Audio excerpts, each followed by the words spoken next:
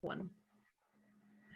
So here we are on Natter That Matters again, and I have with me today the lovely Emma Kirkham with a beautiful smile. Hello, Emma, how are you? Hello, thank you for having me here. It's very You're exciting. very welcome. We've just set up your video camera, so now it's all good because people can see you and you can see me and everybody. So yeah, it's weird. We were just talking about the technological age this morning, actually, about how we are now all online, every single one of us, and it's become really normal, hasn't it? Yeah, it seems to be like all day, every day. And I think the downside of that is you kind of think you can cram so much more into your day. So you are saying yes to so many more things. Yeah.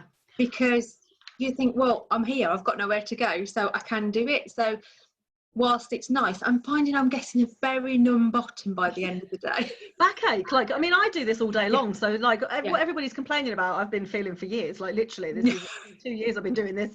I reckon I spend on average about 6 hours a day on Zoom, so it's yeah, and you will get used to, you have to lean back, lean forward, you have to get up, you have to move. My back is the thing. This wriggle. The wriggle, the lower back thing. It's definitely a challenge. And eyesight, I've had to start wearing glasses since I've been doing this, because of course everything's small when you've got big Zoom rooms full of people. So it's nice to have one beautiful face to look at. How lovely. And thank you for coming and talking to us. I want to obviously find out, because I know your business has taken a bit of a shift since we've taken a bit of a shift. Yes. And so I thought it would be good to find out how you're now helping people with their shift. So so tell us what you're doing. What are you up to these days? Okay, so originally, I'm a glass artist, and I've been working with glass now 26 years. Can you believe it? God, no. It only seems like yesterday. 26 years. 22, yeah.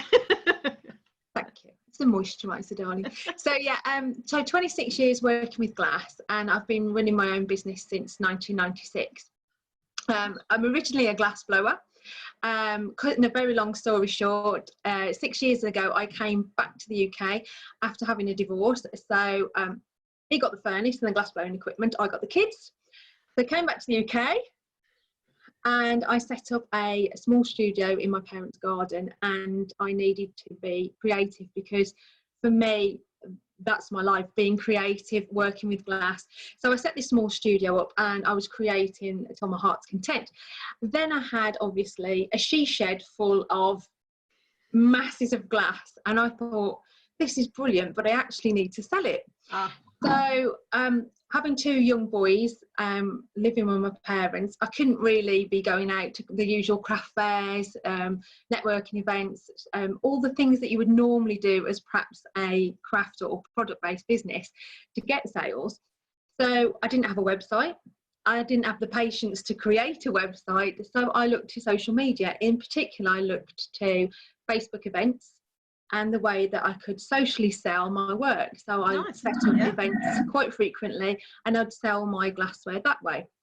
So what I've done recently, as things have developed over the last few weeks, is I've actually set up online workshops for other product-based businesses, so that they can be producing leads and sales and cash in the bank using Facebook, and specifically Facebook events. So that's where I'm at the moment. Nice. So when you say Facebook events, of course, we all see a million of them. I'm invited to loads and loads of events. So what do you mean? So by, is that because of the algorithms of Facebook, or why Facebook events? Why that way? Well, Facebook events in particular, because you've got a specific place to send people to. Yeah. Obviously, if you've not got a website, you can't be sending them off to a website. Facebook don't like you sending people off to any other platform anyway. Yeah. So if you're creating an event, so to speak, you're creating a specific place for people to be at a specific time. Yeah. And obviously, if you're going live as well within that event, that gets even more reach, because people, and Facebook love a live. And if you can be talking about a product that you've created, for example, if I'm talking about Mr. Badger behind me, how I've made him, how long he took to produce and things like that, you're engaging your potential customers in that event, and it's getting more reach. And obviously with more reach, you're getting more eyes on the prize, which obviously then turns to cash in the bank. And so that's how you did it. So how long ago when you kind of got your business into kind of Facebook events then? So your glass blowing business? I think the first one I did was about 4 years ago. The very first one. I can't remember exactly, but it's about 4 years ago. And I was still working part-time then, so it was a good way for me to make sales and then actually get to a stage where I could leave the part-time job. So for me, it was a really good way of getting the sales out there and getting to leave that job. Yeah, and so I know when I do events on Facebook, then they're taken from the event onto a link basically to buy. So you're saying that doesn't happen for yours, then it's just to get the gathering of people then. Nice. Yeah, literally I make the sales on the live. So I'm showing people live, you know, if you want to buy this, comment sold, and literally as they're doing it, I'm sending out links to make the payment. So there's no taking people away, because money, you know yourself, money loves speed. The quicker you can get something out to people, that, you know, the quicker they can have that transaction, and then the quicker you can be getting that gift out to them. I mean, it might be a gift that they need within 24 hours. That's brilliant. If the payment's made, you can be sending it off to them quickly and easily and with speed. And I think that's one of the things that people don't see, is that possibility of actually using that event there and then at the time to make those sales. Yeah, I would imagine the biggest struggle, not for you because obviously you've got confidence, but whether it was always like that, I don't know, is the confidence to do the live. So I know I coach obviously a lot of business owners, and their main thing, I do a lot around visibility and their confidence, and, you know, public speaking, etc. And the main thing is they don't want to do the live. I mean, most people, a lot of business owners won't even do video. Like, they don't even want to do the video, let alone a live video. So you take them through that process, do you? Yeah, we talk in the workshop about how you can improve your visibility. I mean, to be honest, when I first started doing the events, I did anything but to go live. I did, you know, I can't think of a good analogy at the moment, other than I'd rather have eaten my own toenails than go live. You know, I was so frightened, and I don't know what I was frightened of, whether it was being frightened of what people would think of me, or whether it was frightened of that I was going to fall over myself and stumble over my words. I didn't exactly know what it was. So first one I did, it was all photographs and me talking to the people in the chat box kind of thing on the comments. And then a few later I got a bit braver and I did like an introduction video in the event, and then I did a closing thank you video in the event. And then, you know, I had a couple of practices at going live in my own little group that I'd made for myself, so I could watch myself back. And I thought, actually, you don't look that much of a plonker, you know, you might as well just go for it. What's the worst that could happen? So I then kind of trained myself to go live. And so now when we're doing the workshops, I talk through it with people, and they get a private Facebook group afterwards, after the workshop, so that they can come in and they can ask for support, and if they've got any questions they can still ask. And, you know, if they're still scared to go live, they can always practice within that group, because it's you know, it's a small friendly group, and most of them are feeling the same kind of fear anyway, so they get a little bit of coaching around that as well. Yeah, I think the biggest, actually, I mean, I do a lot of lives, but they're not my biggest thing. But I tell you why, because I find it really annoying, the time delay of the comments and the thing. And I spend my whole time like just reading from the comments, which are really quite boring for people that are watching, aren't they? So there's definitely an art to. You have two things set up side by side. That's what I do. Ah, okay. Yeah, so I have one to do the live on, and then I have another device that I can read the comments off. Oh yeah, no, I don't do that actually. That's interesting. That I think StreamYard seems to be the big thing that everyone's using now, doesn't it? StreamYard. So. But hopefully with the way that Facebook's going again, we're going to have that feature to go live together again. So that'd be brilliant. I can't wait for that. Hopefully, yeah. I mean, at the moment I go live on Zoom and then stream it into a Facebook group or a page. Yeah, that's what I do. Yeah. It means I can't see the comments. So yes, you're probably right. Maybe I should set that up on my. But yeah, I suppose it depends whether you're broadcasting something or whether you're actually wanting the engagement and the interaction. Yes. So yeah, I love the fact that you do the sold thing. I've just got this vision. I mean, I don't know if you remember. Well, it's still going on, isn't it? QVC. I just got this vision of, you know, we've got 10 of them at the moment. La la la. Oh no, we've just sold one to Mrs. Smith in Scarsdale. Yeah, that's kind of it. That's kind of it. I mean, I always thank the person because they said sold, and I'll go, oh, thanks, Jane. Thanks so much for that. Oh, it's lovely. I know where that's going to, and I'm so excited. Yeah, because I genuinely do get a buzz out of it, and I genuinely do get really excited about knowing where something's fab. I want to do it. I'm going to do it on a launch next time. I'm going to, because you know they're not got a limited amount of anything, haven't we? So well, the thing is, obviously, I say it's for product-based businesses because that's my background, but quite literally it can be for anything. If you just follow the process and the steps, anything, you know, anything can or anybody can do it, but obviously we have to say, you know, who we're marketing to and who we're speaking to. So obviously I've talked to product-based businesses, but there was one guy who came on the workshop. He's actually a karate instructor, and he wanted to be able to get more people to his online karate lessons. Yeah. So we talked about how he could use that to his advantage to get more people to the lessons. So he's taken that away. And then another lady, she does coaching, and she wanted more people to come to her free events so that she could use it as like a funnel and lead on to more things. So, you know, it is whatever, you know, whatever business you can utilize it. Yeah, no, it sounds good. Sounds good. And so, when did you start the workshops, and what are they? How long are they and how much are they? Tell us about the workshops. Okay, so I've first started doing the workshops, I think in the first week of April, something like that. Okay, literally, I think about a week after, you know, we're all told we've got to stay at home. I was seeing so many of my friends and other product-based businesses in Facebook groups saying, I don't know what to do, everything's been cancelled, help, you know, the end is nigh, kind of thing. And it's like, well, hang on a minute, it's not, to get on and let's do this, because it's a brilliant way of, you know, moving your business forward. And obviously, moving on from this, we're all probably still going to have changed the way we buy and the way we look at online now. So it's, you know, moving forward, it's not going to disappear either. So the group workshops are for maximum of 10 people, because obviously at the end they get a question and answer time. So obviously, you know, it's about an hour to an hour and a half maximum. Okay. They get the Q&A. I take them literally live through everything that I do. They get shown how to set up the profile better so that people know they're open for business, what it is they're selling and how they can buy from them. Shown how to set up the events, how to market the events, how to get people into the events, what to do on the event, and how to follow up successfully to guarantee more sales even after the event's closed. And that's, yeah, like I say, about an hour to an hour and a half. And the group workshops are £49. £49. That includes VAT and that's everything. So £49. Within £49, you get the recording afterwards as well, sent out to you, and then access to the private group. So it's goodbye, really. Yeah, sounds good. Yeah, sounds lovely. Well, and so I wonder, you can drop all the links and everything so people can you know, book into them, or the Facebook event.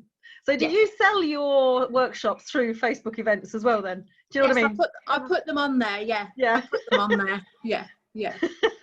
And do you sell it so that there's 10 spaces for the workshop and then it's like sold? Do you do it in like a live auction kind of setting? No, I haven't done that yet, but I did say to somebody I'm going to do it so that you can follow it. Yeah, because obviously I've got my events on my page that people can go back and look at what I've done. Some of them I've taken down because I also do like 24-hour events. So obviously I don't want them to be still visible after 24 hours. So I take a lot of them down afterwards, because I do them as like, you know, just 24 hours or just for 48 hours, you've got this. So I don't want people to be going on and seeing what they could have won, as the saying goes. I imagine a 24-hour event. So how does that work? I've got absolutely no idea. No, sorry. I meant that the event stays visible for 24 hours. Oh, okay. So you perhaps join me for an hour maximum, and I'd talk through things, and I'd say, right, this event will stay live now on my page for 24 hours. Mind you, we are seeing more of that. There's like live summits and things going on where they're going on all day and through the night. There's some really interesting stuff going on. I don't think I could manage that an all-nighter.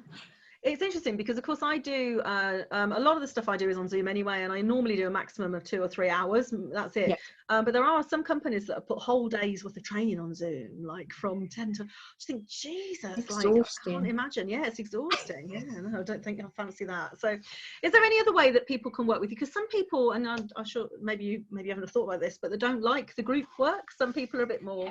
One-to-one. Yeah, so you do that as well. Yeah, so the one-to-ones, they're £149, but if you've not worked with me before, I'll do it as a special introductory price so that you can get to work with me, you know, £99. It's a very short hour session, but we'll literally go through everything, get it nailed, and so that you can go off and get an event sorted. And have you got any gifts? Like, so have you got any gifts that you can give anyone? Have you got any freebie things or any top tips or anything that you can give away to people watching or listening to this? The top freebies, as in things to download. Do you mean things like that? Or, yeah, anything like that, really. Okay, well, I've got some top tips for going live. I've got a checklist for going live, and I've got a checklist for your ideal customers, so you know where to find them for Facebook. I've got things like that. Lovely, that's the kind of stuff. Yes. Yeah. So that's available. I think the biggest top tip for me is to just, well, as a coach, you know what I'm going to say, just get on and do it. Yeah, JFDI. Feel the fear and do it anyway, because at the end of the day, what's the worst that could happen? You know, you're going to get cash in the bank. How terrible. Yeah. I mean, I had one lady, she invested in the course and she did an event and she got 4 times the investment back. So, you know, you can't knock that for your first event, can you? No, and like she said, it's cash in the bank that she wouldn't have had if she didn't bother to do it. So, you know, it's worth giving it a whirl. Definitely. And so what's happening to your glass blowing business while you're busy training people on Facebook events? I'm still doing it. Yeah, I'm still creating the fused glasswork, and we're running up to Father's Day now. And there are lots of children at home creating beautiful drawings that possibly will end up in the recycling. But I'm encouraging mums to actually not put them in the recycling, find out the favourite one and let me capture it in glass for the perfect Father's Day gift. Nice. Oh, that's lovely. I'm glad I asked that. And so normally, like when I say normally, would you run these classes? Do you run them as physical, kind of be able to make glass work, or not? Or is it just you are the kind of expert sculptress? Is that the right word for glass? Don't really know much about it. Can I come and learn it from you is what I'm asking, I suppose. I do physical workshops where you can come along and fuse glass. Obviously at the moment we can't do that, and the thing with glass is obviously you need to have specific types of equipment. So if you've not got that lying around at home, which most people haven't, it's really hard to teach it online. Yeah. So they're all postponed until we can get all back together again, and then obviously the workshops will be back up and running. And where are they? I want to come to one of those. I've always fancied it. Okay, I'm based in Hensford in Staffordshire. Okay, right. So I don't know if you know where that is. No. And the big plan... Up the M6 from me somewhere. Yes, yeah. Up north, innit? Up north, yeah. Yeah, and so the big plan for later on is we started renovating the garden, so eventually we can get our own glass blowing studio in the garden, so we can be blowing again. So yeah, that's been a few years since we've done that, but that's the big plan. The goal, yeah. No, it sounds lovely. Yeah, I can't wait for that. Lovely. Well, it's been lovely to find out what you're doing, and I want to have a look at. I'm going to think, oh, how can I do that role myself? Actually, I just like plonk a little Facebook event on, and then don't really do anything. But actually, what I do is just drop the link in there about half an hour before the event, really. So I don't really use them as much as I should or could do. Yeah. So yeah. Maybe I shall rock onto one of your courses and find out. Yeah. If it's a good way of getting your promotion out there and spreading it wider.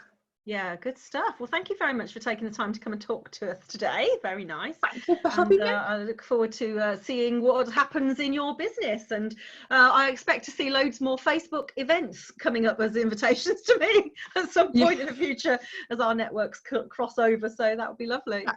That's it. Thank you so much for having me. It's been an absolute wonderful experience. I'm trying to say.